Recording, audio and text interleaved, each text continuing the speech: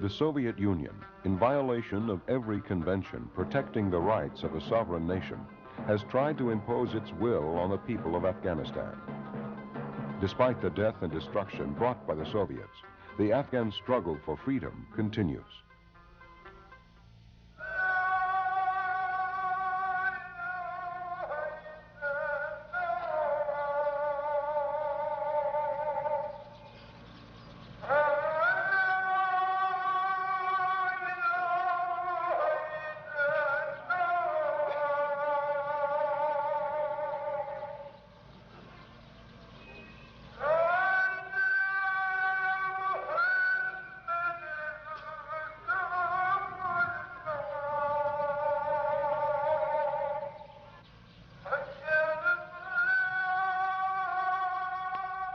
Afghanistan is an ancient country, a rich mosaic of ethnic traditions whose identity is shaped by Islam.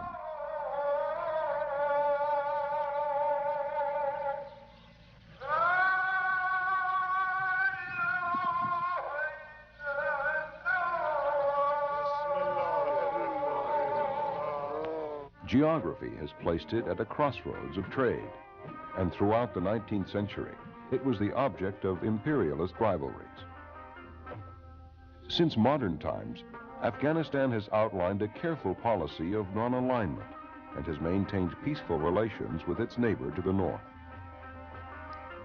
For years, Afghanistan accepted development aid from the Soviet Union to upgrade its agrarian economy. A network of modern roads was built to link its major cities to the Soviet border. This aid, however, was not without its consequences. Only years later did this become obvious.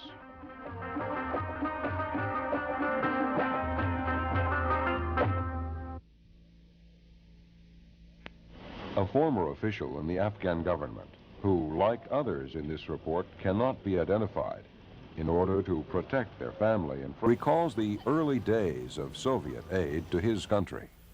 Initially, people found some advantages in these assistance programs. Some areas were developed, roads were made, and some factories were constructed. But after almost 2 or 3 decades, we found out that Russians had bad intentions right from the very beginning. Apparently, it was aid and assistance, but in reality, it was a program of exploitation. They exploited the country economically. And we found their ill intention when the military coup of 1978 took place. This was the time that we found they wanted to change the country to a communist country, to a country which apparently would be a free country, but in reality it would be one of their satellites, a country which would literally follow their instructions and their behavior. The oppression of this regime and the way they were killing the people, the way they were imprisoning the people, persecuting the people, and torturing the people, all showed that all these things were planned.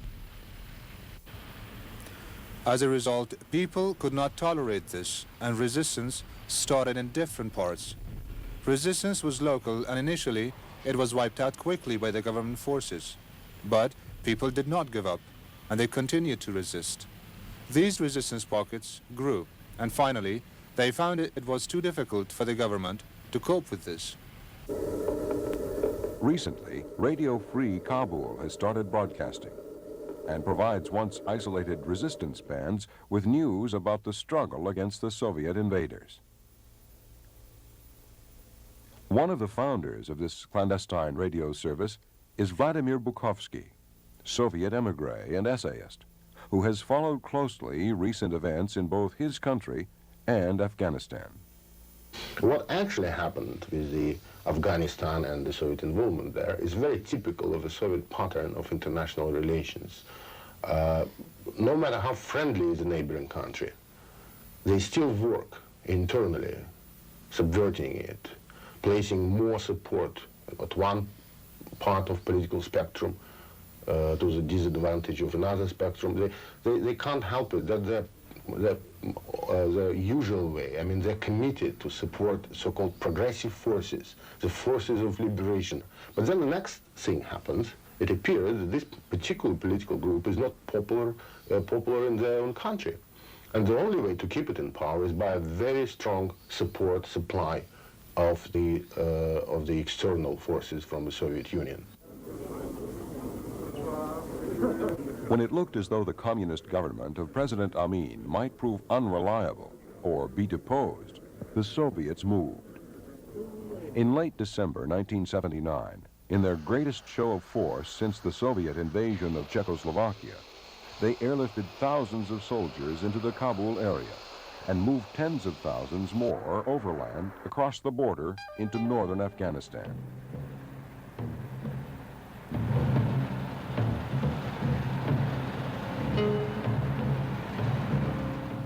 One of the important points of the situation like that, why they can't really leave alone this country at the particular moment, is that they cannot tolerate the collapse of so-called friendly government on their own borders. Because then it may be a very dangerous precedent. It may set up, it may trigger off a chain reaction inside of the Soviet Union, which is, as you know, consists of 130 different nationalities, most of them occupied at one or another point of our history by the Soviet Union, as actually Afghanistan was occupied.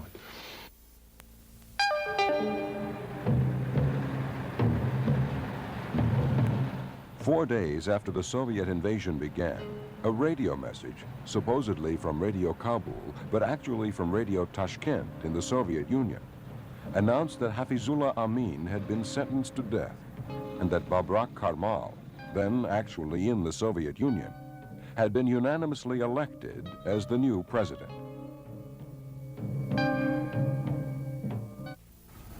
Vous me demandez quelle preuve existe-t-il suivant laquelle What proof exists that the Soviets came on the invitation of President Babrak Karmal?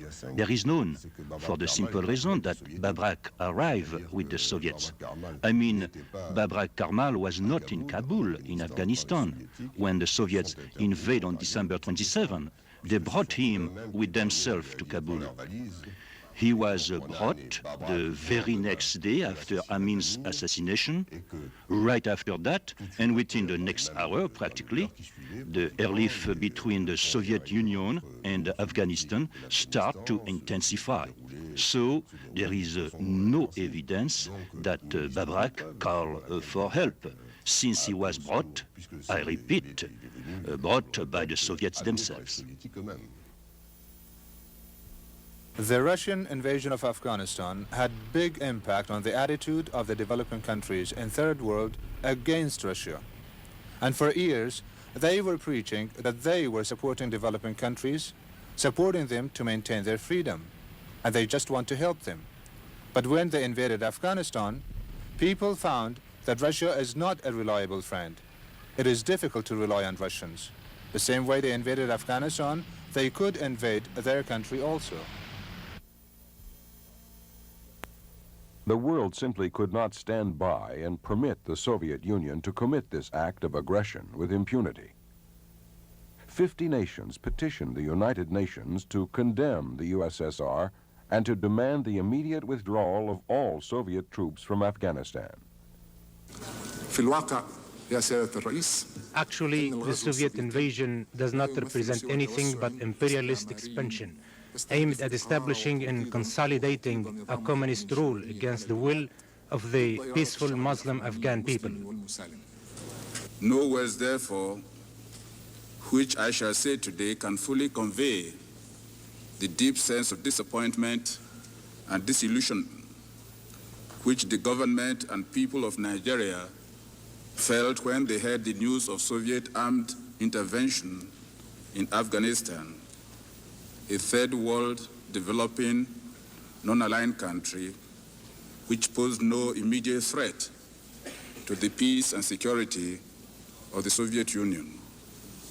The countries of the third world and the developing nations had believed, perhaps optimistically, that the time had passed when the major powers would send their soldiers and tanks into small countries, and that warlike aggression had been ruled out as legitimate conduct in international life. but they were mistaken. A recorded vote has been Most third world nations stated unequivocal opposition to Soviet aggression in Afghanistan. The final vote on a resolution calling for Soviet troop withdrawal was an overwhelming 104 in favor and 18 against. 18. Again, at meetings of the 42-nation Islamic Conference, strong condemnation of the Soviet Union was virtually unanimous and called for the complete withdrawal of Soviet troops. Again in November 1981, the non-aligned nations sponsored a resolution in the United Nations General Assembly calling upon the Soviet Union to stop its aggression against the people of Afghanistan. The foreign minister of Malaysia stated that what was happening in Afghanistan was a cause for concern to us all. Particularly the small developing nations who are anxious to free ourselves from external power domination and influence and consolidate our hard-won independence on the basis of the policy of non-alignment. The fact that the Soviet Union was not mentioned by name in the communique of the non-aligned movement relating to the situation in Afghanistan could not hide our deep disappointment and indignation at the action of a superpower that often claims itself to be a supporter of the third world and the non-aligned movement. In favor, 116. Once again, the vote calling for the withdrawal of the Soviet forces from Afghanistan was overwhelming. This time, 116 in favor and 23 against. The reaction of Third World was rather strong, unexpectedly strong, more than anybody could expect it, and probably for the first time since 50s, the majority of the countries in the United Nations condemned the Soviet aggression. Independent filmmaker and former British Army officer Nick Downey has been a close observer of Soviet military aggression in Afghanistan. In the first year after the invasion, so that was during 1980, there was a psychological shock to the guerrillas of this sudden influx of Russian troops. Did seem to set them back. I mean, they almost seemed to be stunned by it. And the Russians did, with the Afghan army, take back fairly large areas which they'd lost in the previous 18 months fighting before the Russian invasion. And then the Russians, from what I can gather, having re-established the bases in the countryside, withdrew to the main towns, to the main garrisons, and left the Afghan army to hold the areas they'd retaken. And in this last year, in 1981, the guerrillas, in many cases, retook the land which they'd lost the year before. And so now the situation is very much the same as it was in 1979 before the Russian invasion. And in some ways, from the government point of view, it's much worse. Mm-hmm.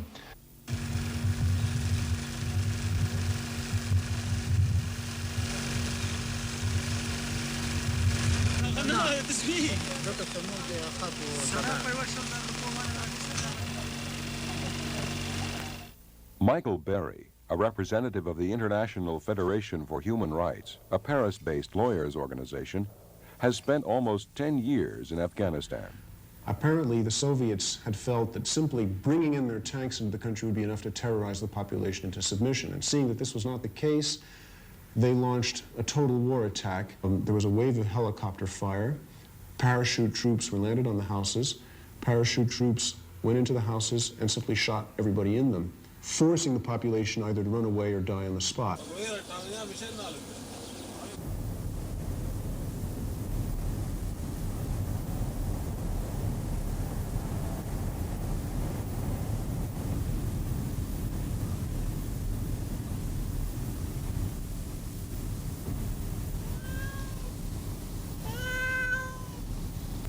Christian Science Monitor correspondent Edward Girardet has made several trips inside Afghanistan and has written extensively about the refugee camps. I visited numerous camps along the Pakistan-Afghan border. There are now an estimated 2.5 million refugees, legal refugees, inside Pakistan, and they're still coming over. The guerrillas leave their families in Pakistan, and then groups go back inside, maybe to fight 3, 4, 5, 10 weeks, whatever it be, also to collect supplies. But I think also they are justified in bringing their families because there's been a lot of bombing going on in villages. And in some parts, they just cannot survive. The farms have been destroyed, their food storages have been destroyed. And I think this is one tactic of the Soviets to destroy food, to try and burn the crops just before harvest time. And so, of course, what are these people going to live on? They have to leave the country. And I think this, of course, serves the purposes of the Soviet Union to try and remove people from certain areas so as to reduce the resistance or the ability of the locals to support the resistance. Elsewhere, the Soviets are seeding the country with mines which not only hurt children, especially, who have trouble identifying these objects which blend very well with the terrain, but also these mines are destroying the flocks. The goats, the sheep, the cattle are walking on these mines and blowing up on them. So through a combination of starvation tactics, bombing, wholesale attacks of villages, they will keep the pressure on a particular village so hot that they will force the population to flee.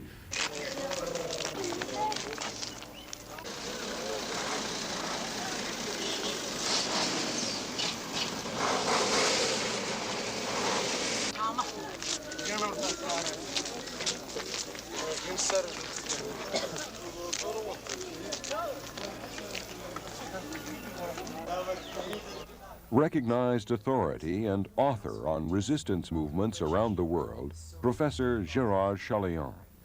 Well, the main tactic is, of course, to remain in the cities, to hold them tightly, to create law and order, especially in Kabul, and also to control communications. They do that essentially with tanks. If they are attacked, they send immediately their helicopters, and their losses are moderate. On the other hand, they really are not controlling the country. It's a big country, populated by at least 15 million people. There are around 90,000 Soviet troops, which is not enough to control a country of 50 million people, which is big like France. And I think their choice is politically at this stage and militarily to keep a low profile, to make hit-and-run big operations wherever the Mujahideen are too strong. For instance, in provinces like Kunar, in the valley of Panjshir, not far from Kabul, or in the city of Kandahar.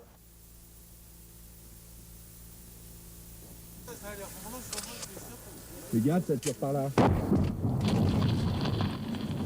Attention, tu me tires la câble là. Apart from purely military operations, there is absolutely no attempt to use that overworked phrase, win the hearts and minds, which is an essential part of any counter-guerrilla campaign. They're just sitting there, and it is, or it looks like, a holding operation, as if the order has come from Moscow. This war is to be fought as cheaply as possible. Well, the Soviets are using a hot and cold strategy, which consists of hitting one populated valley very hard and destroying the population, forcing it to flee or killing it, actually, in order to convince other populations in other valleys that resistance is absolutely hopeless. And because the Soviets so far have not been able to convince the population of the hopelessness of any resistance, they have been forced to rely increasingly on such terror tactics.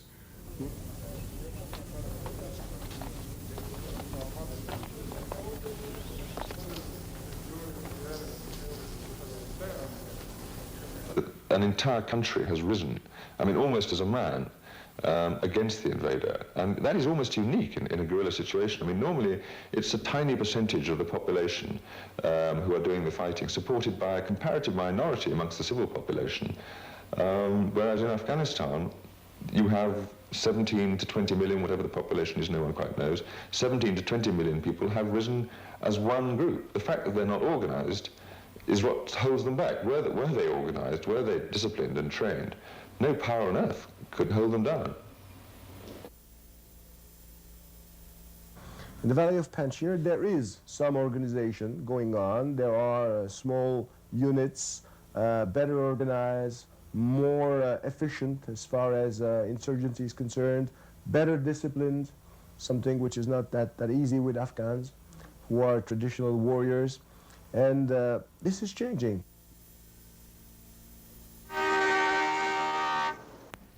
A leader of one of the 6 major Mujahideen groups based in Peshawar, who himself has seen action in the field, and who understands the need for better organization and cooperation among the various groups, is Yunus Khalas. I don't think that the unification of the Afghan factions is impossible. We are fighting the same enemy. All the Muslims are fighting the Russians. Unity is sought by all the groups, and in fact, we are fighting the same enemy. Young Mujahideen from different parties are fighting in different parts of the country, and all the Muslims are with us. Nobody is waiting for the other ones to be the first to fight. All the Muslims everywhere are fighting against their enemy, and their enemy is one. And that will be a mistake to say one is fighting and the other is not.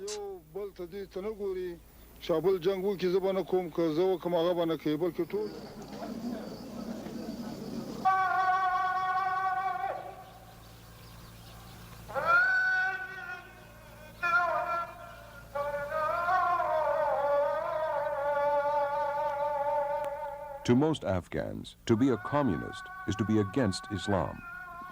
Soviet aggression in Afghanistan is viewed as a communist effort to eliminate those who are believers.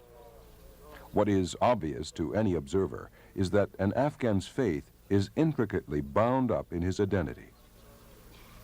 Independent filmmaker Christian de Pamphilly was impressed by the role of Islam in the Afghan struggle for freedom.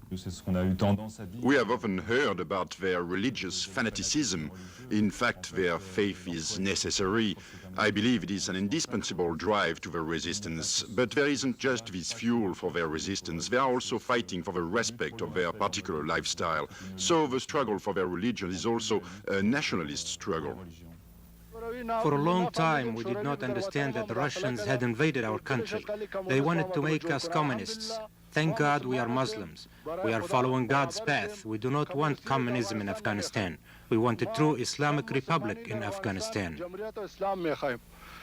Well, the role of Islam, first of all, is identity. You are a Muslim just like you are an Afghan. I would make a parallel easy to understand for Westerners. It's a bit like the role of the Catholic Church in Poland. You are a Polish, you're a Pole, and you're a Catholic. Being a Catholic and a Pole means that you're not Russian and Orthodox, or you're not a Protestant and German. It's the same thing with the Afghans. I mean, the religion is part of their own identity, it's part of their way of living, it's part of themselves. When we asked Commander Massoud, the man in charge of the military in the Panjshir Valley, how, by what miracle, his 5,000 men with only 500 weapons could manage to hold in check the army, which is supposed to be the most powerful in the world, the Red Army, the first answer he gave us was the Mujahideen were believers, that they fight a holy war, and that if they die, they inherit the garden of God. And an eminently Islamic answer, one must remember. But the second part of his answer was the nature of the countryside was responsible. It is a fact that a large part of Afghanistan consists of mountains, and that, by definition, these mountains are very difficult to occupy.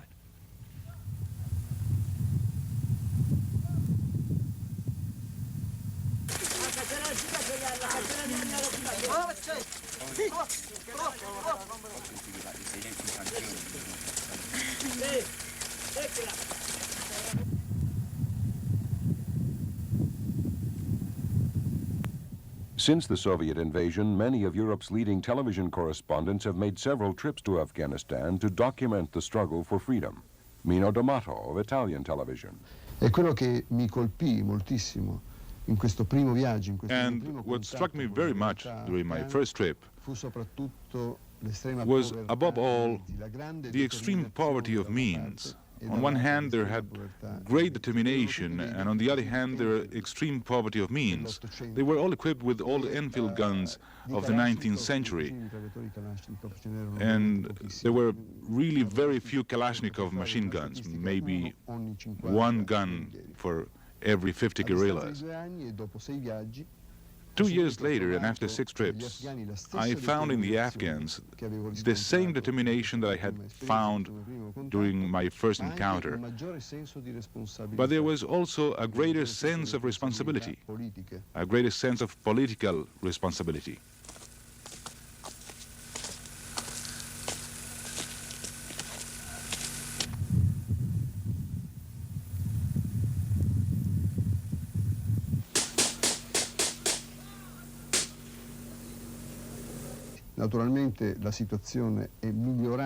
Of course, the situation has been improving during the last 2 years.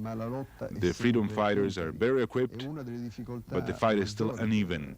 And one of their major difficulties is, indeed, to be able to defend themselves against the attack of these gunships, the Russian attack helicopters, which are armored, equipped with very sophisticated equipment and electronic devices to locate men, as well as bombing and laser-guided weapons. The Hind helicopter attack gunship provides the Soviets with an awesome weapon against the Mujahideen. Sweeping across the countryside at speeds of up to 300 kilometers an hour, its armaments, 128 57mm rockets and 12.7mm machine guns, rain death and destruction from the skies.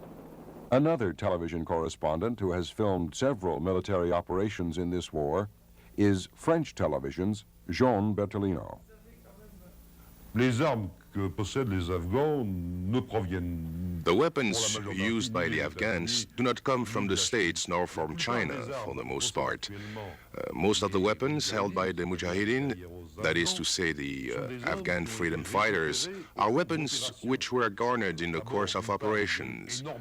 First of all, there are an incredible number of desertions in the Afghan army. Don't forget that since the Soviet invasion, a great many Afghan army units, along with the weapons and equipment, have defected to join the resistance. So it is mostly these weapons which the Afghans are using. But there are a lot of Afghan deserters. This comes by the fact that this is not a popular war at all. Most people in the Afghan army have families who are against the regime. There is no motivation to fight. The Mujahideen are all over the country. They are numerous. They have the backing of the population, and it's not really motivating for an army to be fighting against its own people. I think that's the main reason of those desertions. Mujahideen tactics have improved to the point where even the cities are no longer totally secure for Soviet troops. Kandahar, a major Afghan city, has changed hands several times. The Afghan guerrillas are now able to infiltrate the Soviet camps in the city. They are capable of launching attacks on the Soviets and then fleeing, the technique of hit and run. However, attacking the Soviet camps is somewhat like stabbing a dragon's tail. A deluge of metal and fire bursts up around you. Un déluge de fer et de feu qui se déclenche autour de vous.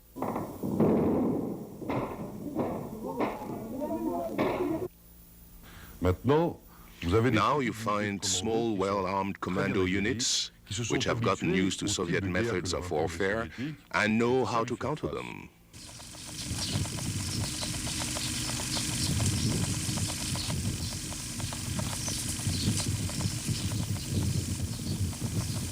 Un exemple. Let me give you an example. Last year, when helicopters were flying overhead, the Afghans were paralyzed with fear. They were afraid of these helicopters against which they were unequipped to fight. Today, they know exactly how to gauge the threat of a helicopter. They know how to evaluate its potential danger according to its distance and altitude. They know that at a certain altitude, it's not dangerous, but that at a lower altitude, it becomes dangerous. Therefore, they know exactly how to position themselves. One of the young mujahideen who has experienced urban guerrilla warfare firsthand is codenamed Suleiman. All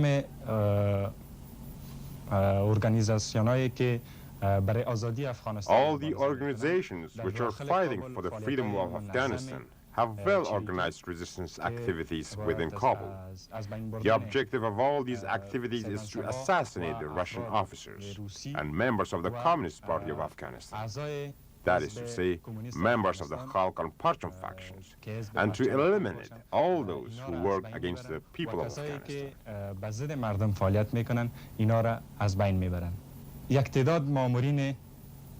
اکثریت مامورینه که در دوائر دولتی کار میکنن اینا A number of people who work for the government to earn a living for themselves and for their families, they also help the mujahideen during the daytime. At night, most of these same people organize guerrilla activities. Their activities are well organized. این نفرها مقصد من مجاهدین است که در داخل دوائر دولتی کار میکنن. اینا از طرف شو عملیات‌های چریکی را سازمان میدن و اینا فعالیت بسیار منظم و منسجم دارن. Within the military units, most officers and servicemen are faithful to their country and their people. They help the mujahideen by sending them secret information. For example, when the government deploys a unit somewhere, the officers who are loyal to the mujahideen pass over whatever information they can, such as the number of persons in the unit, the course, and place of deployment. Thus, the mujahideen can get an advanced knowledge about what to expect and thereby prepare themselves either to defend or attack accordingly.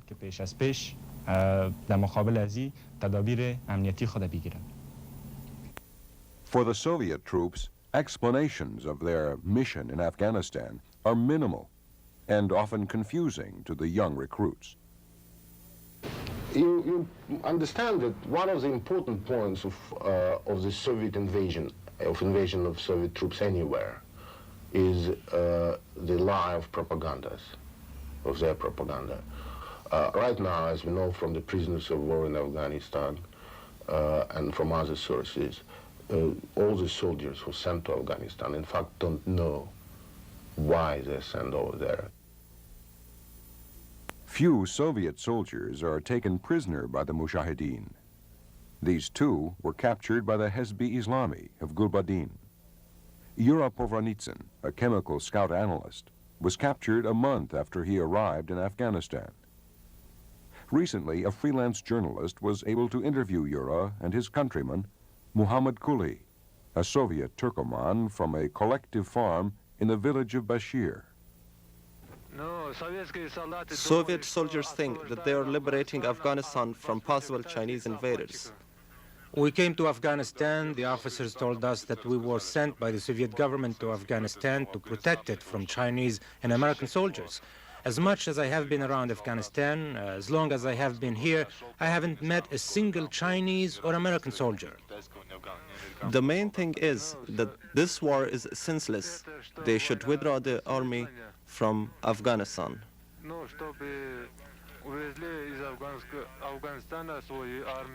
What do Soviet soldiers here in Afghanistan think of this war?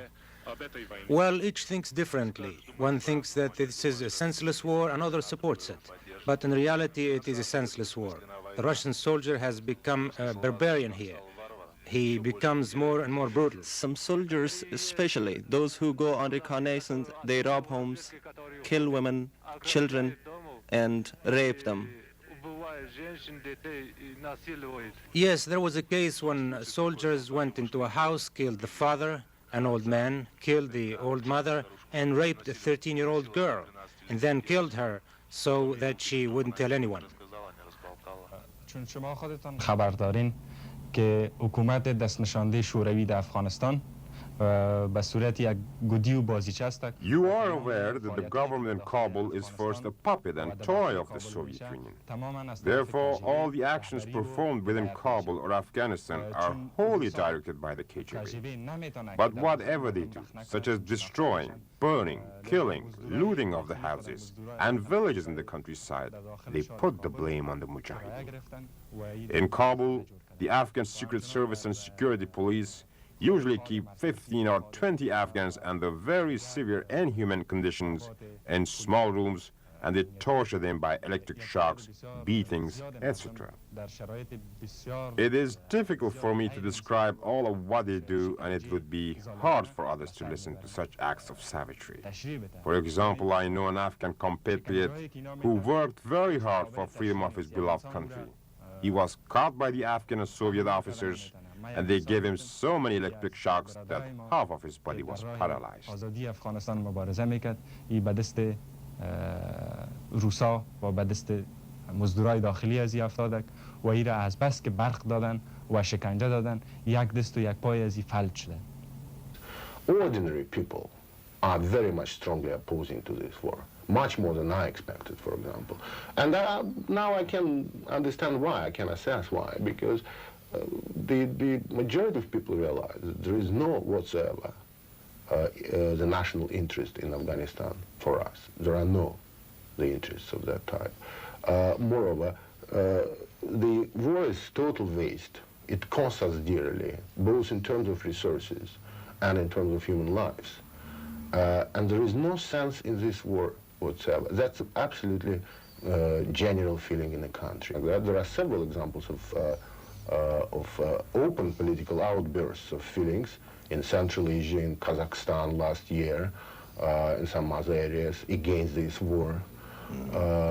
Moreover, one of the very illustrative examples or indicators of this feeling is that since the last year, the Soviets stopped practice of sending the dead bodies in zinc coffins back to their homeland, because every time such coffin arrived to their native village or town, it sparkled up immediately the sort of demonstration of the population against this war. And because of that, this practice was stopped, and the corpses are buried now in Afghanistan. Since the Soviet invasion, the few Afghan doctors serving the rural population have fled. Healthcare services for those who have stayed behind is maintained by volunteer medical teams, mostly French, such as Médecins Sans Frontières and Aide Médicale Internationale. In the 2 years since these medical teams have been serving in Afghanistan, they have observed the evolution of Soviet tactics against the civilian population. Dr. Claude Margueret of Médecins Sans Frontières spoke of what the medical teams have witnessed. And now we are witnessing a third phase in the war crimes, and that is the bombing of hospitals. Our hospitals have been purposely destroyed during the last few weeks. Here you can see the hospital of Chowri with its buildings before the Soviet helicopters arrived. The bombings lasted a few minutes, and at the end of those few minutes, here is what's left of the hospital. This photograph also explains something else. This hospital is located away from the neighboring village, and as you can see, there are fields and trees around the hospital. The hospital was destroyed on purpose, and the trees were not even touched. The helicopters only went after the hospital. The same thing happened in the Panjshir Valley, where the international medical aid is working. One of the doctors with international medical aid spoke of her experiences inside Afghanistan. We witnessed the second bombing, which was quite awful. It happened in the beginning of November. The bombing was specifically aimed at our hospital on the day we had planned to leave.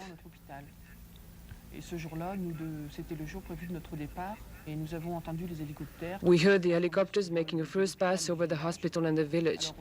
So everybody rushed towards the shelters, but we did not have enough time to get there. The helicopters were back over us very quickly. We heard the sound of bombs falling right next to us, only a few dozen meters away. At that moment, we were really scared. We saw bombs exploding very close by. By the end of the day, when everything had calmed down, we left our hiding places where we had been for hours. The hospital was completely destroyed, the walls torn down, and nothing left inside. Donc première catégorie, les bombardements. So first, the bombings. Another thing has been talked about a lot, and this is absolutely certain, we have verified it. The anti-personnel mines, which are dispersed around the country and which are very sophisticated. When they are spread over the fields, they are green, they are gray when they are dropped among the rocks, and they are difficult to spot. These mines are not meant to kill, because in this kind of war, a dead person doesn't cost very much. One can leave them. On the other hand, an injured person can no longer fight in the war because he has a hand or a foot blown off and he has to be looked after. He has to be taken back, he has to get medical treatment, and that's lots more trouble for the resistance. And the third kind of wound we have to treat is even worse. When the Soviets launch an attack, they leave booby-trapped items behind in the villages when they have been. Fountain pen, toys, and here it is usually the children who get hurt. The adults have learned to be distrustful now, so the victims are children. One incident we saw was particularly monstrous. After the Soviets retreated from Zarajat about a year ago, they had booby-trapped the bodies of dead people left in the field, and when their relatives wanted to bury them, the bodies exploded. We saw that only once, but we did see it. Nous ne l'avons vu qu'une fois, mais nous avons aussi constaté ça.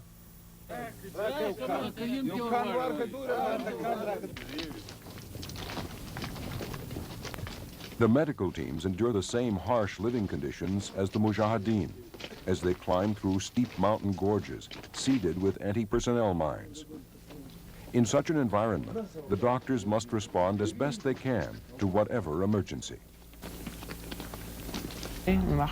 We had been walking since 5 o'clock in the morning and were about to stop for a break when suddenly we heard an explosion.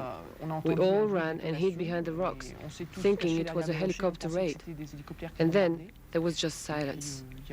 We finally came out from behind the rocks to see what happened. There, we saw Mujahideen crawling toward us on all fours. His foot had been blown off. We later learned from the leader of the caravan that the Russians had previously dropped anti-personnel mines by parachute. Well, we cut off his foot right there. If we had not amputated, gangrene might have spread and would certainly have meant death for him. So we cut off his foot right there with the limited means available. It was certainly very painful for him, but he never moaned. It was a very moving experience for all of us. Resistance to the Soviet invasion has marshaled the energies of a whole population. It is this powerful collective will which has galvanized a people into taking on the mighty Soviet army, despite terrifying odds. And those who have witnessed this struggle are marked forever by what they have seen.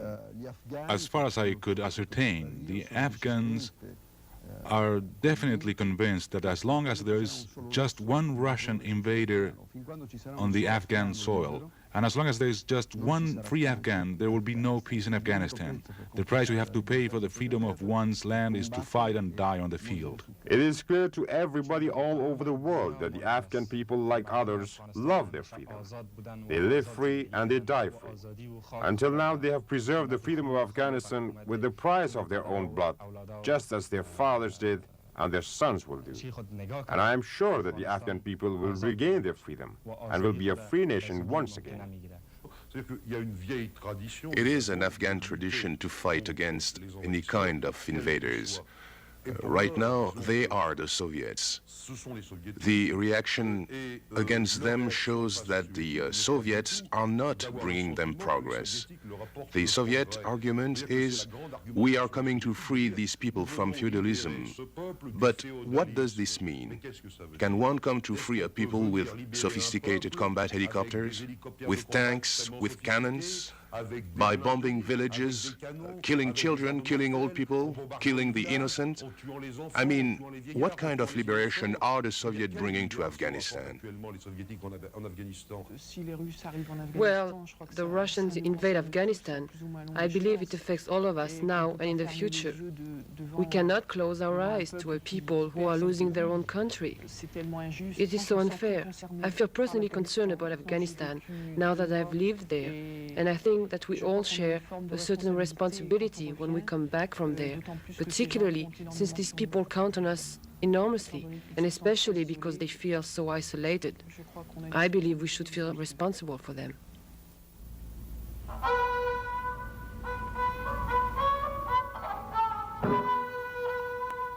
The trauma of this war has left its mark on the children who have suffered most. The drawings of a 13-year-old Afghan refugee reflect her own emotional experiences.